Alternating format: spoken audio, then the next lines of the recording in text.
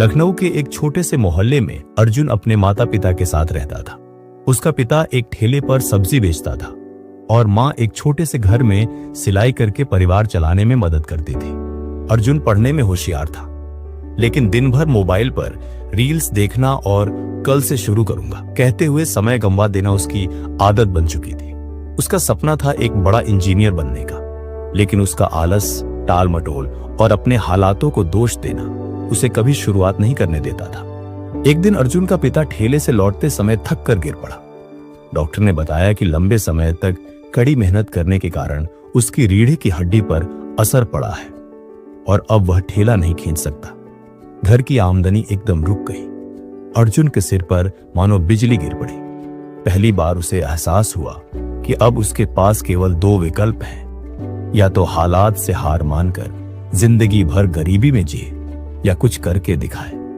लेकिन आदतें जल्दी नहीं बदलती। अगले ही दिन अर्जुन फिर अपने मोबाइल में खो गया। मां ने उसे टोका, बेटा अब तो तुम्हें कुछ करना होगा, तेरे पापा के भरोसे घर नहीं चल सकता। अर्जुन गुस्से से बोला, क्या करूं मां, कोचिंग के पैसे नहीं है, किताबें नहीं है, नेट नहीं चलता ठीक से, सब कुछ तो हमारे खिलाफ है। मां चुप हो गई, लेकिन उसकी आंखों में वो मायूसी थी जो अर्जुन को रात भर सोने नहीं दी। अगले दिन मोहल्ले में एक मोटिवेशनल सेमिनार हुआ। वक्ता थे राहुल शर्मा, एक आईएएस अफसर जो कभी उसी मोहल्ले की गली से निकलकर देश सेवा में पहुंचे थे।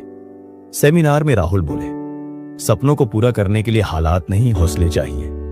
मैं भी सब्जी बेचता था, लेकिन मैंने हर दिन खुद से एक सवाल पूछा, तू करेगा क्या? और फिर जवाब दिया, एक्शन। क्योंकि आलस से कुछ नहीं होता, सिर्फ एक्शन से होता है। अर्जुन के दिल में कुछ चटक गया। पहली बार किसी ने उसकी कहानी जैसे शब्दों में कह दी थी।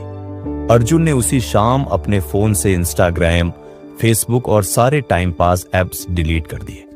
उसने एक पुरानी किताबों की दुकान से 12वीं कक्षा की विज्ञान की किताबें उधार ली और मोहल्ले की लाइब्रेरी में बैठकर पढ़ाई शुरू कर दी। उसने एक पुराना लैपटॉप कहीं से उधार लिया और YouTube से फ्री कोर्सेस देख देखकर खुद को साइंस, मैथ्स और इंग्लिश में सुधारना शुरू किया।